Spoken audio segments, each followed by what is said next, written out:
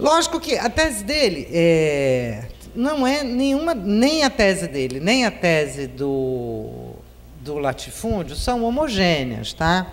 O Alberto Passos Guimarães, para quem não leu o Alberto, que é o grande homem da tese do feudalismo no Brasil, o livro do Alberto Passos é muito interessante. E não é para jogar fora como um imbecil, porque não é o caso. Ele faz uma discussão muito interessante, muito aprofundada das formas de trabalho específicas no interior do Brasil e na comparação com as formas de trabalho, com o feudalismo específico de Portugal, que também tem características diferentes do feudalismo em outros países. Então, a briga entre eles envolve uma certa simplificação de parte a parte, tá? Isso é importante ter claro. Eu, pessoalmente, estou de acordo com a tese do Caio Prado Júnior, não de que é capitalismo desde sempre, mas de que não é feudal aquela propriedade, porém, essa tese, a maneira como ele vai combater, ele não debate diretamente com o Alberto Passos Guimarães, ele está debatendo com uma massa difusa do senso comum dentro do partido, e não só do partido. Com quem que ele está debatendo? Ele não está fazendo um debate ponto a ponto com o texto do Alberto Passos Guimarães, ele está fazendo um debate com um senso comum, tanto pela esquerda quanto pela direita, de que não existe capitalismo no Brasil. Então, essa tese dele é quase que uma obsessão, tá? A tese do sentido da colonização, que já envolve quase tudo isso, é uma espécie de obsessão que atravessa a obra toda. É uma obsessão brilhante, absolutamente genial, e que atravessa a obra dele inteira. Então, ele está contestando ali, na raiz, a estratégia toda que está colocada pelo partido. Mas ele nunca saiu do partido, nem contestou abertamente a política do partido. Ele debate, ele apresenta as limitações dessa formulação. Tanto que, somente em 67, 66, sai esse livro, que é a Revolução Brasileira. Essa aqui é uma edição já antigona, que é a 6ª edição, que é a Revolução Brasileira, onde aqui sim ele vai questionar de cabo a rabo a estratégia do partido. Mas aí nós já estamos diante da maior derrota histórica que se possa imaginar, né? Por isso eu vou centrar principalmente nesse livro, embora por enquanto eu esteja fazendo uma apresentação que está passeando em vários trabalhos. Onde eu não pretendo me centrar é na questão agrária, mas ela vai aparecer com certeza, porque ela também é chave para o Caio Prado. Então,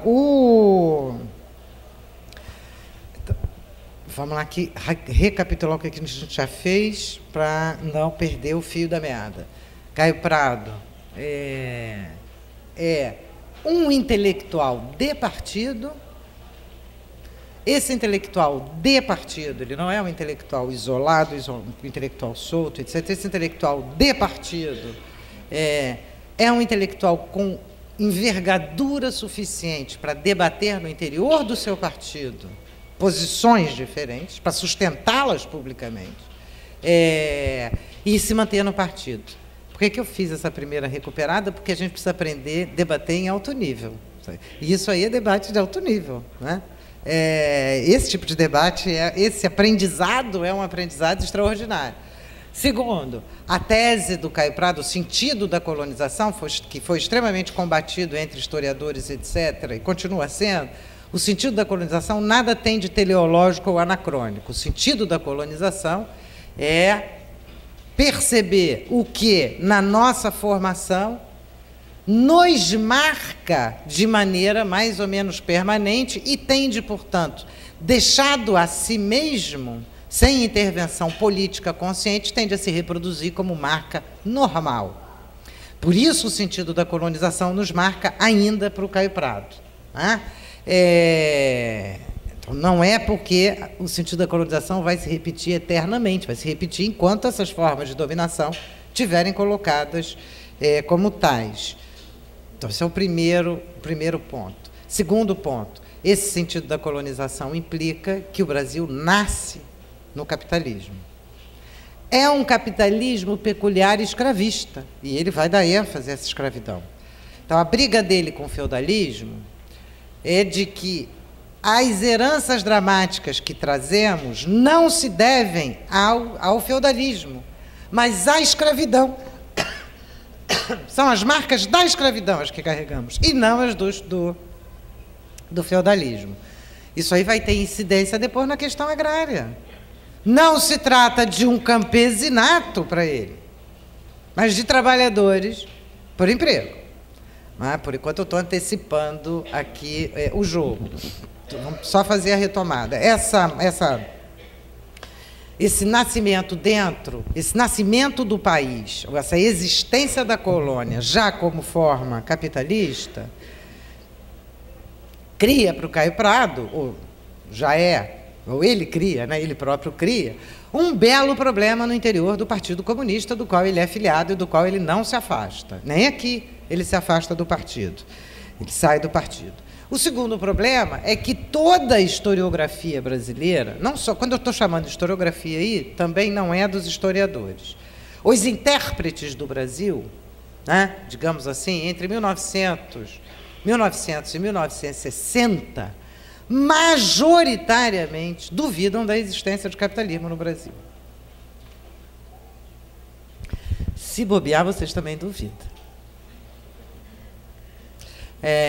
Porque esse troço é tão pesado. Por quê? Bom, o Caio Prado denuncia isso, os esquemas de pensamento dos países dependentes e periféricos são os esquemas que reproduzem os modelos dos países centrais. Então, portanto, a maneira pela qual os países centrais chegaram no capitalismo passa a ser o molde pelo qual os países dependentes devem trilhar. Como os países dependentes nunca trilham aqueles moldes, eles estão sempre em dívida, eles nunca conseguem chegar, né? Então, a ideia de que os países dependentes não conseguem ser capitalistas por alguma razão. Então, essa suposição de que o capitalismo no Brasil não existe, não deve existir, não existe ainda, ou devemos fazer tudo para que ele exista, é alguma coisa que atravessa praticamente todo o século XX brasileiro. Num primeiro momento, na primeira quadra do século, isso é uma luta mesmo entre o que se chama os agraristas e os industrialistas, aqueles que vão dizer que a vocação brasileira é agrária e que a indústria ela é artificial, que no Brasil o que é natural é o campo, é o camponês não, é o campo, é o agrário, é a produção agrária. Camponês tira fora que esses agraristas nunca nem falaram em camponês, nem em trabalhador. Eles não estão interessados, isso é um detalhe. Desde essa discussão, muito rapidamente superada por volta de 30, pela forte expansão industrial, mas essa é uma discussão que aparece, né? Até os debates entre os intérpretes do Brasil sobre subdesenvolvimento brasileiro. Não é possível chegar a ser um país de primeiro mundo nessas coisas. Esse argumento nós conhecemos, né? Nunca chegaremos a ser um país de primeiro mundo, nunca chegaremos a ser desenvolvidos, nunca chegaremos. E, na década de 50, o grande debate é o debate do subdesenvolvimento, em que a palavra já está dizendo, né? Tem os desenvolvidos e os subdesenvolvidos. O que diferencia os sub dos desenvolvidos? A palavra sub. Então, eles têm que tirar a palavra sub do seu caminho. O problema é que essa palavra sub não sai do caminho, porque quanto mais eles fazem, mais longe eles ficam dos outros. Quanto mais eles obedecem o que os outros dizem, mais distantes eles ficam dos primeiros. Então, é um problema insolúvel. A brincadeira, um outro autor que vai tratar disso, que é o Rui Mauro Marini, diz que é uma tautologia perfeita, porque, assim, um país é subdesenvolvido, é definido como subdesenvolvido, porque os seus índices econômicos, sociais e políticos são ruins. E, porque os seus índices econômicos, sociais e políticos são ruins, ele é subdesenvolvido. É perfeito. É um círculo fechado do qual é impossível sair, porque você tem de fazer tudo o que os outros fizeram e o que eles dizem para você fazer, você faz e tu não chega. Então, você está sempre correndo atrás, está sempre procurando ser como o outro. Essa dúvida, portanto, sobre a existência do capitalismo no subdesenvolvimento é uma dúvida que atravessa que vai até a década de 60 de maneira muito forte na história brasileira, com algumas honrosíssimas exceções. Essas exceções são as que vocês estão trabalhando aqui, não tanto o Sérgio Buarque, porque essa não é uma questão específica do Sérgio Buarque, mas Florestan Fernandes e Caio Prado Júnior são dois dos grandes autores a se colocarem imediatamente com a questão de que, não, nós temos capital. Agora, o que é esse capitalismo?